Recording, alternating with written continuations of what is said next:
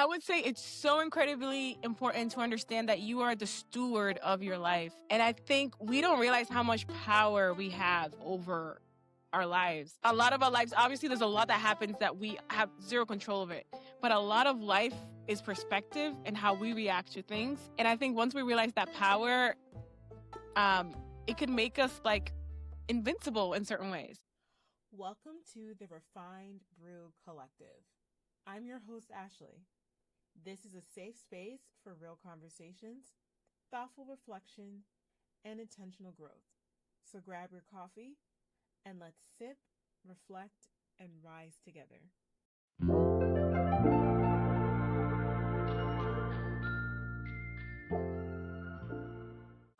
Okay. Hello, everyone, and welcome to the premiere episode of the Refined Brew Collective. I'm your host, Ashley, and today I'm joined by our first ever guest, Aubrey Paredes. Did I say it right? Yes, you said it perfect. Okay. It's such an honor, can I just say, to be your first ever guest. What you're doing is incredible. You're an incredible person. You're so down to earth. You're very intentional. So I'm just honored to be here. So thank you for inviting me to be your first guest. I'm excited. Thank you. You're gonna make me cry. Okay. So thank you for joining us today, Aubrey. So short bio on Aubrey. Aubrey is an established mechanical engineer, project manager, certified green belt of Lean Six Sigma, and respected Army veteran. She currently works as a lead project manager of Engineer Solutions, and she's also an entrepreneur with a history of academic excellence, including being on the Dean's List and earning the Army Achievement Medal. Here at the Refined Brew Collective, we like to give our guests their flowers while they are alive and thriving. So can everyone join me in giving Aubrey her flowers?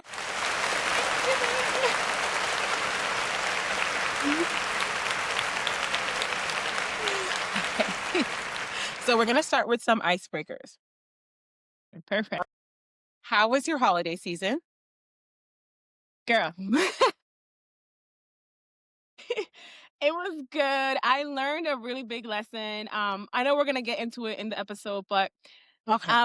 not buying a property, not closing in December ever again. It's just too much. Yeah. But my holiday season was great, but I had a lot in the back of my mind. So I couldn't enjoy it like I wanted it to. But that's all goes to say, I'm just blessed and I just thank God that I'm able to be in this position. So all overall, it was great. I went to my cousin's house in DC. We spent a lot of time with family, but my grandfather did pass away on December 22nd. So it definitely looked different this year due to that as well. But, we were all united and all with family. So that's, yeah, it's a blessing. So, Amen. And I'm again sorry for your loss. My sincere condolences. appreciate it. I appreciate it. Thank you. Okay, so my second question is, what is your favorite morning drink? Is it coffee, matcha, tea, water, or hot chocolate? This question. Lately I've really been liking rasa, which is like Really? mushroom coffee. Never heard of this. Really? Yeah, it's like a Yeah. trend thing. Um, Okay. a friend recommended it to me, and I actually like it so much. There's a lot of different brands out there, but Rasa has been my favorite by far. Put some oat Okay. milk in there, and it's amazing. Nice and sweet and creamy. It's beautiful. Okay. Where can I buy this if I wanted to try it? Amazon or on their website too. Okay. Disclaimer, it is a little pricey, but Okay. I think it's worth it. It's like the mushroom alternative, so it still gives you energy. It's no caffeine. You can get one with caffeine, but I get the Mm-hmm. no caffeine one. But I feel I just focus better. My brain fog kind of goes away. I think more clearly, and it really helps. So I like it. All right. Good to know. I will make a mental note of that for later. Hey, and what's your morning drink? It's always coffee. If I do drink something else, Mhm. it would be tea, but I don't add anything to the tea. I just drink it raw. Oh, no I sugar, don't even know if sweetener, that's the word. anything. Yeah, like my Wow. mom, like I don't know what it is. I think from my mom always told me from like a young age, like if you want the most effect out of like what you're Hmm. drinking, to drink it raw, like in the sense of like, yeah, like nothing in there. So I would do that with coffee around finals time. I would just drink it black with nothing. Oh my It's God. nasty, but I'm telling you, it works. God, So I forgot. Yo, college black coffee was my go-to. Yes, it's the only thing. yeah. Did you add So, sugar or did you just drink it as no, is? just drank it as is. You had to. Yeah, you see? I guess that's the Yeah. Caribbean thing. That's what it is. Oh, maybe So it is. yeah, so but in general, like if I have coffee, I like to have it. I'll go to Dunkin' Donuts, and I'll get like a caramel latte, like something along the lines of that with a little caramel in Mm, there. yeah. But if I'm at home, I'll break out the Cafe Bustelo, the instant, put a little carnation milk in there. Hmm. Like I used to do back in the day. So it's either or. It was Okay. Stella, so I'm here for it. Listen, I can have that all day. I feel like that's the best tasting coffee compared to like the other instant coffees And it's so out there. strong too. I feel like it's so pure. Yeah. Yeah. Yeah. I agree. I agree. Okay. Hmm. So let's start at the beginning, shall we? Let's For see. anyone that's unfamiliar, mechanical engineering is often described as applying principles like motion, energy, and force to design real world solutions. So, when did you decide to pursue a degree in mechanical engineering?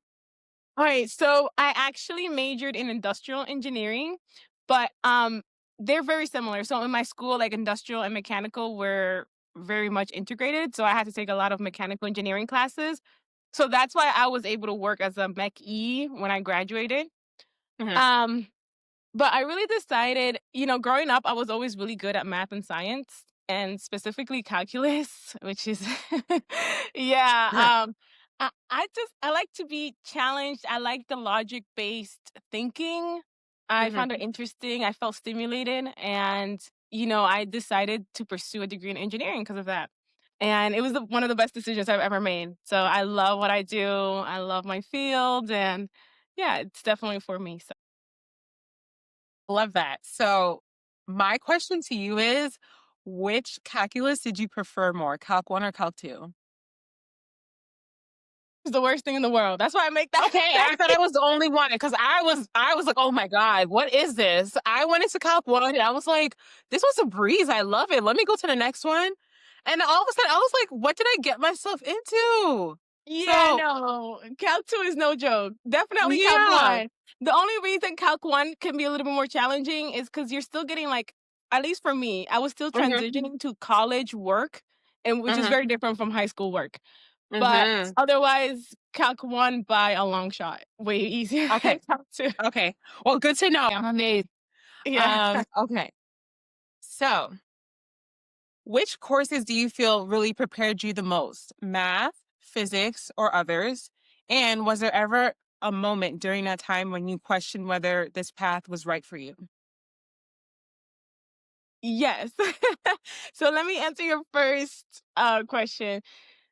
Definitely calculus helps a lot with logic-based thinking, right? And then but statics, I don't know if you took statics. I think statics, it's like I say it's like physics on steroids, but it really Really? prepares you to like that engineering mindset. It's like the principles. It's like a two-part. So you have statics and you have mechanics of materials, which is like statics part 2. But Okay. I would say those 2. I would say Calc 1 because it's like the basics of calculus. Hmm. Um and there's a lot of trig in there as well, so calc 1 and statics. Okay. And to answer your last question, all the time that I think there were so many times where I was like, this is not for me. Because I did like ROTC in college too, so I would be like, if I'm up at like 05 because I have formation at 05:30, Hmm. and then I have like calculus at 8 a.m. almost every day, I'm like, maybe this is not for me. It was one of the hardest things I've ever done. And I remember actually there was one time when I went into my academic advisor's office, who was also my professor, Hmm. and I was almost in tears. I literally was telling him, I was like, I'm gonna change my major. And then he didn't even take me serious. He looked at me and he's like, no, why would you do that? Like, no, here, this is what you can do, blah, blah, blah. Like, you're not even doing that bad. Like, you're fine. Like, get out of your own head. He didn't even take me serious. And I walked out of there like, what just happened? But I Yeah. never, after that, I was, it was like I was done. Like, he believed in me when I stopped believing in me. And I'm like, you know what? There's something there. So I kind of like let that go. I stopped letting my intrusive thoughts kind of like get the best of me. And I'm just like, okay, let me just focus and do what I gotta do. So I'm really glad you did because look at where you're at now. I'm so yes, proud of you. thank you. Okay, so what are some self-taught courses that you've learned in your free time that you felt were necessary to have as you progressed along your career path? Self-taught courses, personal finance, 100%. I think that has definitely it's not something that's taught a lot, Mhm. in school, but, learning I started investing in the stock market when I was in college, like, just learning stuff like that. Personal finance really helped me catapult me where I'm at today. Okay. What would you say are some self-taught courses in relation to what you're focused on right now, which is mechanical engineering? So, I would say for that, self-taught courses, um, say so in my curriculum, I guess so in my job, it's a lot of Excel heavy. And Okay. in my curriculum at school, unfortunately, we didn't do a lot of like we didn't really deep dive into Excel, if that makes sense. So me doing like Excel courses on my own time really helped me doing Mhm. more advanced stuff, like pivot tables and advanced stuff like that. That really Mhm. helped me because you may not learn it, maybe in other schools, but in mine, it wasn't really taught. So, and that's like one of the tools I use like all the time, right? That Yeah. and like Microsoft Project, that as well. So, Okay, that's good. I would second that as well. I feel like that's not something that was heavily implemented like a few years ago. I'm not gonna say back in the day. You know what I'm saying? I'll say a few years ago. it wasn't that long ago. It was not that long Yeah, ago. exactly. A few years ago. But I feel like now when I speak to more students, that's something that is like a requirement to take like a more advanced Excel class. So I'm happy Good. to hear that, Yeah, that because they're actually offering it now, at least in some schools. yeah, because we that's something, like, you use all the time in a lot of Hmm. corporate jobs, so that is good. Agree. Okay. So do you feel the pressure of having to keep up to date with relevant skills in your field? Yes, especially all this AI talk, 100%.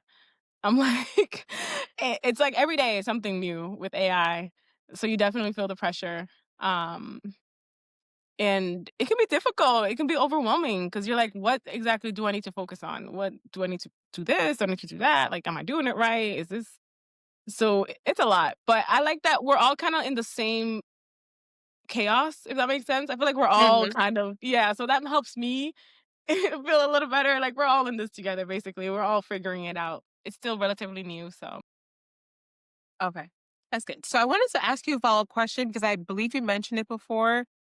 You said you focused on industrial engineering. There wasn't a specialization in regards to that, right? It's just industrial engineering and it was yes. integrated within mechanical engineering? Yeah, so my major is industrial engineering, we just took a lot of Mech E classes. So Okay. after I graduated, I started working as a mechanical engineer. Okay. So, Okay. yeah. Understood. Okay. So could you describe a project or task that a prospective mechanical engineering grad could look forward to working on? Yeah, so I worked for the Department of Defense, specifically NAVAIR, which is Naval Air Systems Command.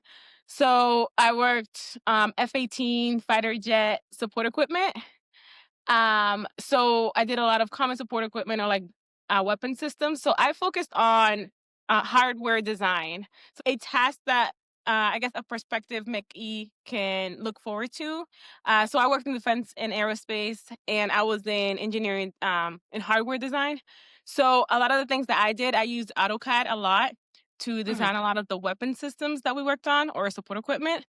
And then since we were essentially the client, right? So we worked with the OEM, the original equipment manufacturer, Hmm. which okay, I was gonna say the names of the companies, but let me not. um, so we kind of told them our specs and we told them what we wanted, and then we would kind of oversee their engineers to ensure that they were within our specs, right? Okay. So I enjoyed hardware design. It's not for everybody, but if you like AutoCAD and you're a visual person, kind of like me, I think you would definitely enjoy that. Okay. It sounds very cool. Yeah. So, what advice would you give to students who are considering pursuing a degree in either industrial engineering or mechanical engineering? Say, don't give up. I will say it's normal to feel like you want to quit. It's normal to feel like you don't belong, and it's normal to feel like this is impossible. Um, but don't give up. Like if it's something that you genuinely want, stick with it. You don't have to be the next out like Einstein, right? You don't have to be this crazy genius person, but you just have to want it and just want it enough to where you're willing to put in that effort, and you'll be fine. Excellent advice. Thank you. So, beyond engineering, another major part of your journey has been your service in the military. What made you want to join the military? Yeah, so I had a lot of influence. So my dad was also in the military. I was kind of like half a military brat. Hmm. I say half because he joined when I was like older in life. I was like 12, 13. Hmm. But there's some military brats who are like born into that life, right? But I had a lot of influence from my dad, so I was already familiar with it. So I was comfortable with that lifestyle. And also they have amazing benefits where they help you pay for school. And at that age, like I've always been big into finance, and I was like, I looked at the college costs, and I was like, wait, like I don't want to put that burden on myself, and I don't want to put that burden on my parents either. Hmm. So I looked into the Army National Guard, and they paid for school. So I was like, this is a win-win, right? So That's beautiful. So, would you say that the military shaped your career? Okay. I've said before, I feel like the military saved my life, and like not like a crazy way, but like it just built so much. It gave me so much perspective. It forced me to mature at a young age, gave me so much structure. I saw the world differently. It definitely, and for the good, right? Hmm. Yeah, it had a huge part of who I am today, and forever grateful for that. What's one lesson from the military that still shows up in how you live or lead today? Say one lesson is that I really like. It's like they really harp on integrity, leading with integrity, living a life of integrity. Um, and I think that's so important. When you live with integrity, you're transparent, you're genuine, you're true to yourself, you're value driven, you're so at peace, if that makes sense. Like Hmm. I go to sleep like a baby at night because like Yeah. like I know I know I put my best intentions out there. I hold myself Hmm. accountable, I and yeah, transparent and being humble, and because with integrity it kind of it flows into all of that, right? Into Yeah. humility and just being a genuine person. So I think that's really important. Yeah. I agree with that. Like, you can just focus on what's there and just continue living your life. Yeah, and it helps you So, to be such a good human being too. So yes, yes, I agree. that's I important. agree. Very important these days. So, what advice would you give to someone who's considering joining the military? Do your research, and if you could speak to someone who's already in it, that would be amazing.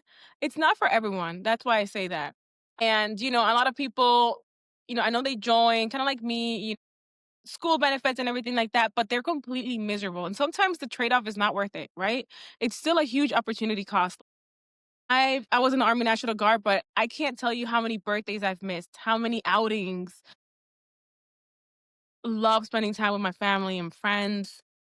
I have a very small circle, so the people that are in my circle mean a lot to me. Mhm. Even like a couple years ago, missing one of my very close friends' birthdays, it's just you miss a lot. But so I would say that, yeah, just do your research and make sure that it's not something you'll be completely miserable with, because otherwise it won't be as worth it. Did you feel like your father were you able to lean on him for advice before you joined the military? Did you kind of have to get that understanding on your own and then well through that experience? No, I leaned on my father a lot. He was active duty. I was Army National Guard, so it was a Okay. little different. He was full time. I was part time. But no, Mm-hmm. I leaned on him a lot. And my dad has always been my biggest supporter, which has helped me so much in life. Um, but yeah, I got a lot from him, and then I also spoke a lot to, a lot of other people doing it as well. Because my dad wasn't an officer.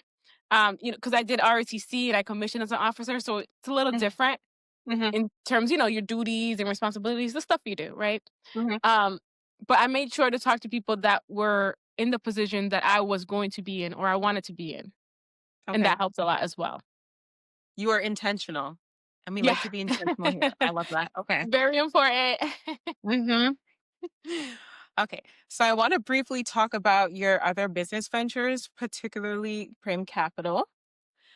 At some point, you expanded beyond engineering into entrepreneurship through Prim Capital. What sparked that transition and what is the purpose behind it? Yes, so amazing question. What sparked that transition is when I graduated from college, right? And I had my big girl engineering job, and I was like, was so happy. I was like, finally, these 4 years I struggled. Um, so when I graduated, I was looking at rent prices to come back to the area, right, to New Jersey. Uh-huh. Because Mhm, I wanted to be close to family. I'm not from Jersey, but my family was here, and I want to be close to them. So mhm, I was looking at prices, housing costs, and I was like, this is more than half my paycheck. Like, I would literally be saving like close to $0. You know? I'm like, wait, this is not the lifestyle I envisioned. Like, I did not just struggle 4 years to struggle the rest of my life or not live mhm, the life I've envisioned, right? So I was like, no, I literally went on Google and I was like I searched how to not pay rent, right? And then mhm, I came across house hacking, which is when you buy a multifamily property or multifamily house, you live in one unit and you rent out the others, right? So I came mhm, across that, and then that led me to biggerpockets.com, which is like this real estate investing thread forum for real estate investors. It's amazing. mhm. And once I came across that, like I was hooked. Like I was on there till like 2 in the morning almost every night. I was reading the books they recommended, and the rest is history. I was like, this is the life I envisioned. This is what I imagined for myself, and this is what I'm gonna pursue. So That is beautiful. I'm very happy that you found something that you're interested in and that's led you to where you are and that you're content in where you are now. yeah. You are very welcome. Okay. So you've shared so much about your journey from engineering to service to entrepreneurship. And I think what really stands out is how intentional each chapter has been for you. I wanted to take a moment now to zoom out and talk about the bigger picture with some additional questions. What advice would you provide for a current and recent grad regarding the job market today? Oh my god. Let me say I'm sorry. No, because I was recently also I left my previous job and I transitioned to a new job. So I Mhm, know how bad this job market is. mhm. And all I saw on LinkedIn was saying how this is the worst job market people that have been working for 20 years I've ever seen. And I'm like, well, this is Listen. encouraging. I'm like, this is helpful. Mhm, Honestly, I would say, so in my job search, I was able to have, I think I told you I had 2 offers lined up, which is like a blessing, especially in this market. mhm, I would say I just I treated the job search like a 9 to 5. I I even got office space, right? I got that membership. I went into the office and I treated it like my job. And I think that helps a lot. Um and also increase your skill sets. Like I went and got my PMP during that time. I think that helped a lot. So research in the field you're in, certifications that really provide value, right? And that's what I did. That's one of the first things I did. I was like, let me get this PMP and then apply to jobs. And then it it helped. It definitely helped a lot. And then use ChatGPT for a lot of to map out your day. Like nowadays with ChatGPT, we don't even have to do so much when it comes to organization and planning. I put my little prompt in there. She had the whole schedule. I printed out the schedule, and Yeah. then I would go through the day and I would cross out whenever I would do a certain hour. And Mhm. look at that. So she got me through. We both. I love you from ChatGPT, so I support you 100% on that. Yes, and ChatGPT could be your cheerleader too. When you're Yeah, for down, sure. man, yes, she is the best pep talker. She really is.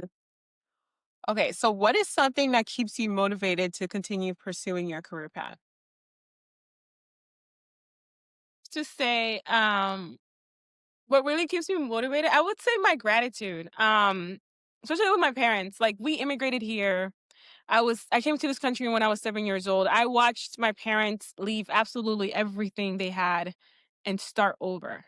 My dad had a good um like networking engineering job in the Dominican Republic. He came here. I saw him leave all that and be a factory worker, work in a factory, Mhm. which is not necessarily anything wrong with that, but coming from where he was, um, so I think that's what keeps me going. Just seeing the sacrifices that my parents made, and just being raised in that environment that my parents raised us in, just made me be so grateful, and that gratitude and wanting to repay them back and being just so grateful for everything they've done really drives me a lot. Okay. And Can I just say that I don't understand how, like, it's so difficult for immigrants to get whatever knowledge and experience accepted, like, in a different country, like, say, for example, in the United States, and, like, be able to actually apply for jobs here. I think that's frustrating sometimes, when you hear stories like I that. agree. But I admire, like, the perseverance and, like, how they raised you and where you are now, and the gratitude that you show for them, because that's literally all they want. They wanna see us succeed and Yeah. just be happy, and, like, if we could give them an ounce back to what they've sacrificed for us, then that's all we can do. Right. Kudos to you. Thank Okay. you. Thank you. Um, okay, so if listeners can take away one thing from your story today, what would you want it to be?